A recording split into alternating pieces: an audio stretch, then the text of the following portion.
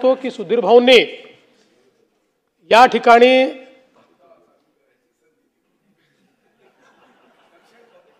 नाही, ते मी सुधीर भाऊंचं ऐकणार नाही, म्हणजे भत्ता वगैरे चालू करण्याचं ऐकणार नाही असं मी म्हणत नाही, पण ते जे म्हणतात की मला काहीच बनवू नका पण भत्ता द्या, मला काहीच देऊ नका पण भत्ता द्या,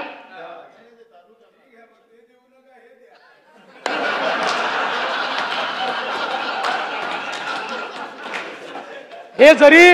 सभागृहाच्या पटलावरनं काढलं जाणार नाही असं अध्यक्षांनी सांगितलं असलं तरी आमच्या मानस पटलावर सुधीर भाऊंचं जी काही जागा आहे ती फार वरची आहे, त्याच्यामुळे योग्य वेळी योग्य अशी जागा त्यांना मिळेल आणि त्यांनी जे सजेशन्स दिलेले आहेत. मुख्यमंत्री महोदय, फार वरची जागा द्यायचा विचार करू नका.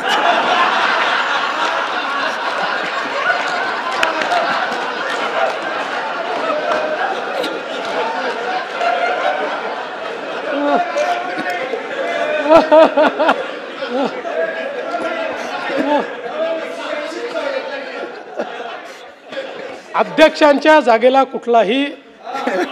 धोका नाही आणि म्हणून बाकी त्यांनी जे सजेशन दिलेले आहेत आणि त्यांनी आणि नाना भाऊंनी जी व्यथा, खरं म्हणजे